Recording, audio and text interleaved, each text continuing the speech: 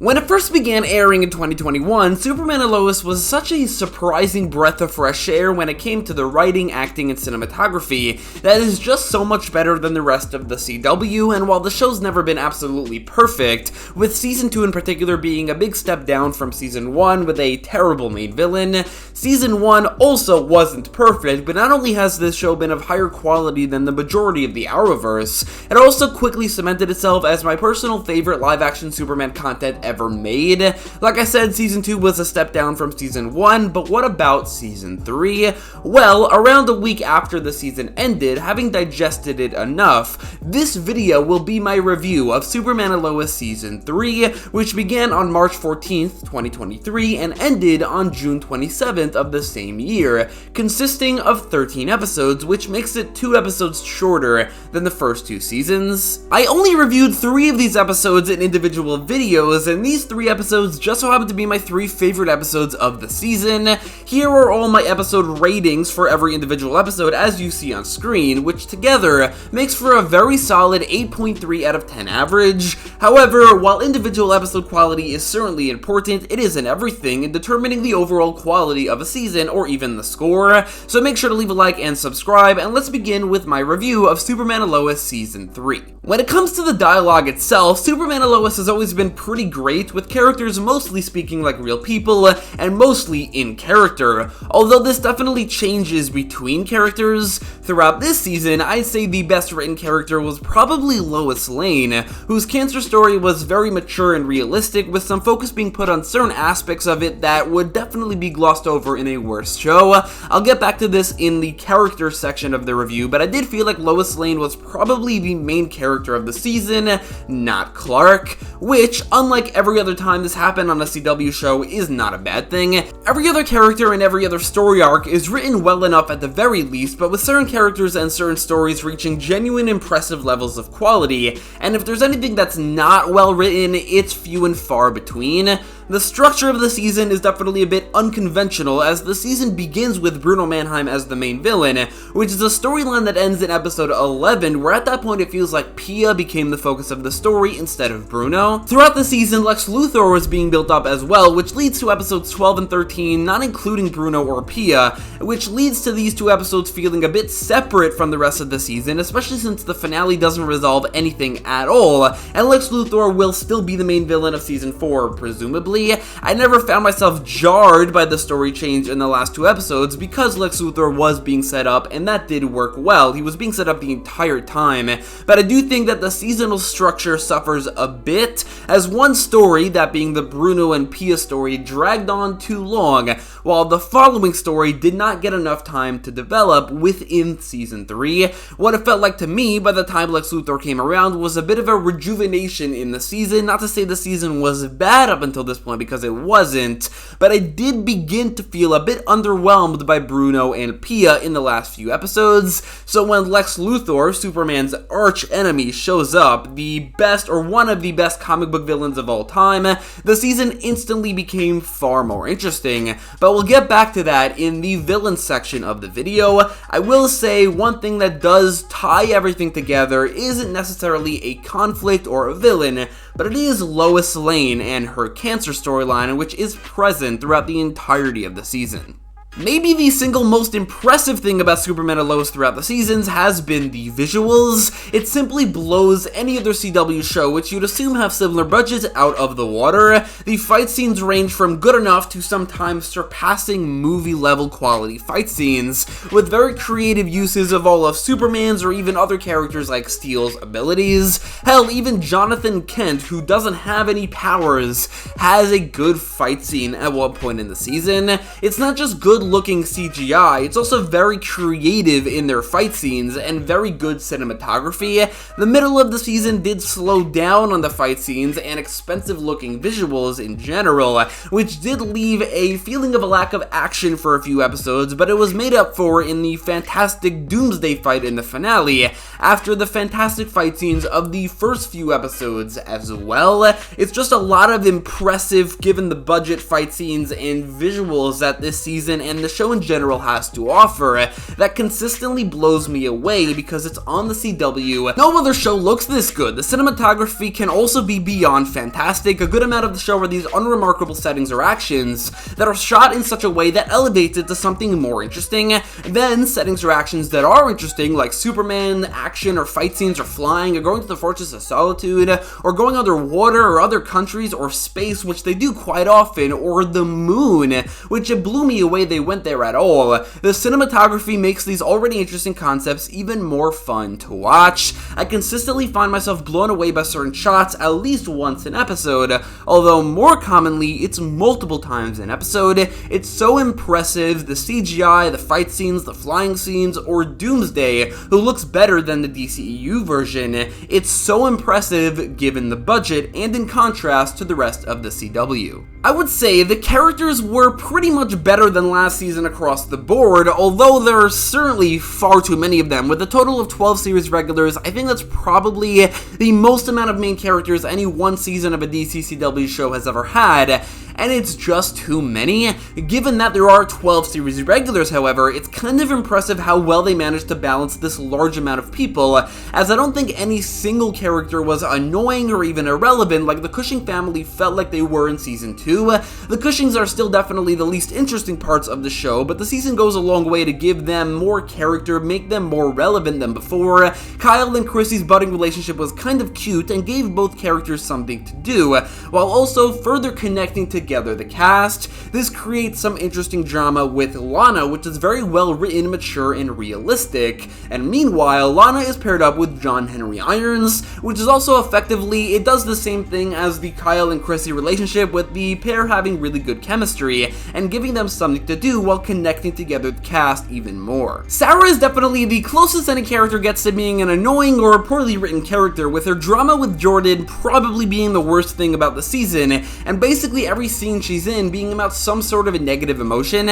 Still though, the Cushings were significantly more interesting this season and more relevant this season than the last, with Kyle specifically having become genuinely very likable over time and being a part of one of the highlights of the season, where he learned that Clark is Superman. John Henry Irons continues to be the best non-super family character on the show, with his relationship with Lana, his rivalry with Bruno, his kind of history with the Manheims, his protection over Nat, who's dating Bruno's son, and his relationship with his alternate universe sister, all being very well written and developed and pretty interesting, as is the occasional acknowledgement that Lois Lane of the alternate universe was his wife. He's definitely the main character I'm most sad to see not be a series regular anymore. Similarly is Nat, who's also pretty good this season, with her being a part of this group of 4 friends, being very charming. The fact that she's kind of John and Jordan's half-sister, it's really interesting, and her romance with Mateo was well handled as well, although that's definitely the least interesting part of her character this season. I love it when they acknowledge that Lois was her mother and that Sam is her grandfather. That's definitely the most interesting thing about her, the fact that she's kind of John and Jordan's half-sister, and I wish, honestly, they'd acknowledge it even more. Really focus on that. And that brings us to the Super Family, the 4 core characters of the show, one of whom was recast. Jonathan Kent has been pretty consistently my 3rd favorite character on the show due to his incredibly wholesome writing, how good of a brother or just a person he is in general, alongside the pretty great performance from Jordan Elsis. So I wasn't exactly excited that he was being recast. However, Michael Bishop definitely looks more like Jordan, more like the son of Clark and Lois, and it took only until the end of episode 2 to convince me that this recast doesn't really change anything aside from making the character look more like he probably should. John feels like the same person. He's still written very well, still written to be a very wholesome and very good person who has great chemistry with Jordan, Nat, and Candace, with John also getting a really good storyline with his girlfriend's father.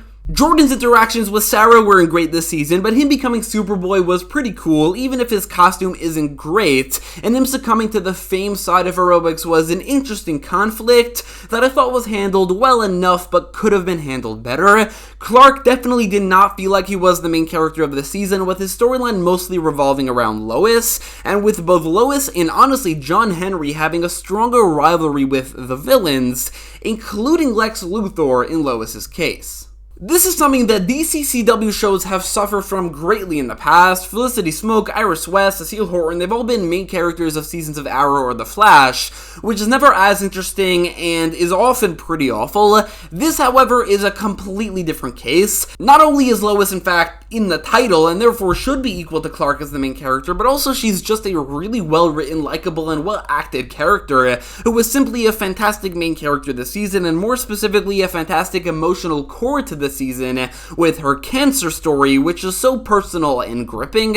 Additionally, even if Superman wasn't the main character, that doesn't mean he didn't get enough to do. Some of Clark's best moments from the show ever came from scenes in the hospital, scenes talking to Lois, scenes where he's part of other characters' stories, like confronting Candace's father, confronting Bruno Mannheim, or saving Lois and Chrissy from Intergang. Superman was put through a classic Superman story where he's confronted with something that with all his power, he's powerless against, and the season does such a great job at focusing on that. Clark might not be the main character of the season, but Superman and Lois Season 3 is a fantastic Superman story that just so happens to focus on Lois Lane more than Superman, but the show is called Superman and Lois, and it works really well. Season 3 actually has 3 total main villains, none of whom are a part of the final fight with Superman in the finale, so it can be argued that there are 4 main villains in the season, but I wouldn't really count Doomsday because he's only present in 1 episode and basically just for 10 minutes, and he's really just there as a pawn of Lex Luthor. Like I said earlier in the season, this does make the season feel a bit disjointed by the end, but what about the villains themselves? The first main villain of the season was Bruno Mannheim, who had a very menacing presence and was played very well by Chad L. Coleman, who previously played a very similar character in Tobias Church on Arrow. Bruno was definitely being built up well with the connection to Lois's cancer story and as a parallel to Clark, as both are the husbands of women with cancer, and also with a good rivalry with John Henry Iron, and that's all well and good, but I'd be lying if I said I didn't become bored with him in the last 2 or 3 of his episodes, as the season already pivoted more so towards Pia as the main antagonist, and let's be honest, Bruno doesn't really have much in the ways of physical menace. With Lois being the main character, it makes sense that the season would pivot towards the villain who parallels her more. That character is Onomatopoeia, a Green Arrow villain, being used as a main villain of a Superman show on the CW a few years after the CW Green Arrow show ended. I'm not complaining here, I just think it's funny. Arrow never really attempted to use Onomatopoeia despite having 170 episodes, and despite Onomatopoeia being one of the most interesting Green Arrow villains, and Green Arrow doesn't really have a very expanded rogues gallery anyway, which left room for Superman and Lois to use him, or should I say, use her. Onomatopoeia doesn't have an identity in the comics, so giving her one on the show with a gender bend worked perfectly well. In a season that changes the onomatopoeia powers to fit the screen, that's the reason they never adapted him onto Arrow, because the onomatopoeia-based powers wouldn't work in live action aside from the Batman 66 show, and one of the changes they made to onomatopoeia's powers I thought was so cool. Pia being able to create noises to trick Superman's super hearing works so well on this show specifically, where super hearing is probably Clark's most used power aside from flight and super strength. He really relies on it, so I thought that was super creative. On the other hand, it really makes me wonder why they couldn't just do this exact thing on Arrow. I mean, she could have been, or he could have been, a great rival to Black Canary because she had the Black Canary-like screaming powers. However, I do think this became pretty boring pretty quickly because it limits the action that's possible on screen, aside from just her screaming and somebody trying to push through it. I do think the twist that Lois's friend is Bruno Mannheim's wife and that she is Onomatopoeia became pretty predictable pretty quickly, when you could tell that Onomatopoeia is clearly a woman, but just because it's predictable doesn't mean it's bad. I think it works perfectly fine for this season. Similarly, Mateo being their son became predictable, but not nearly as quickly, and does work well to include not in the main story. He's also just a generally likable character who might have also made the Mannheim family a bit more sympathetic. However, I think the season might have leaned into the sympathy side of things a bit too much. Pia being forgiven for certain crimes by Clark and Lois because she has cancer became a bit too frustrating, and the final showdown with Superman wasn't really all that exciting. Pia's quote-unquote tragic death was a bit reminiscent of Carly from Falcon and the Winter Soldier, character, with the hero treating this death as more of a tragedy than it is, but it's definitely not as egregious, mostly because Pia's death was definitely tragic from the perspective of her family, which if nothing else makes it work better than Carly from Falcon and the Winter Soldier, but that's not really saying much. Still, with all that in mind, I would definitely be lying if I said I wasn't relieved when the season switched lanes towards Lex Luthor. With how good this show can be at portraying Superman's classic characters, and with the very minimal amount of good live-action adaptations we've gotten from Lex Luthor, I was excited to see this show's take on Superman's arch-enemy, and what we got was a very unique take on the character that is definitely very, very Superman and Lois specific. This is a Lex Luthor who has a wife and a daughter, was in prison for 17 years, has a beard, loves hard rock, heavy metal music, and has more of a vendetta with Lois Lane than Superman. It's a very unique take on Luthor, but one that really fits the show, where Lois is more front and center than usual,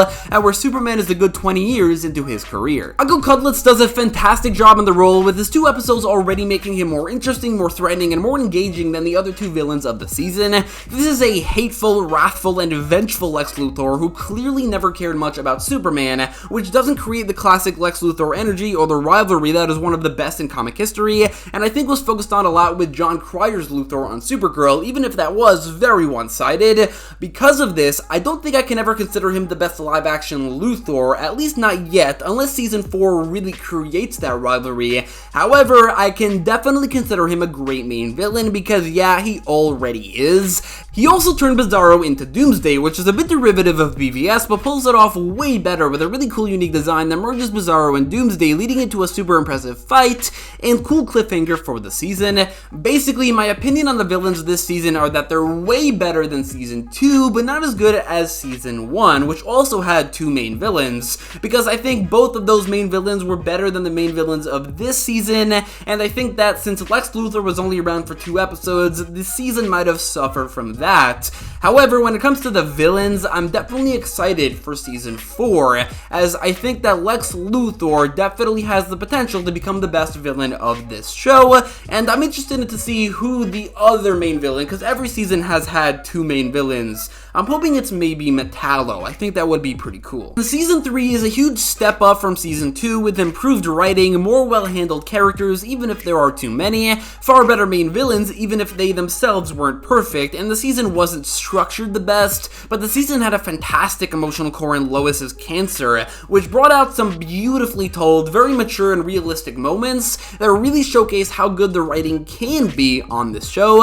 The visuals are fantastic in the beginning and at the end of the season, but only okay in the middle, which I think is probably my general opinion on the season. It starts off incredibly and ends incredibly, while the middle is mostly just good, but still though, it's still good. The average of the season was an 8.3 out of 10, but I think because of the disjointed season, the score should be lowered to a more rounded 8 out of 10, which is still definitely very good, far better than Season 2, which I'd probably give either a 6 or a 7 to, and only a bit worse than Season 1, which does make it one of the best live-action Superman content ever made. Still, hence the title.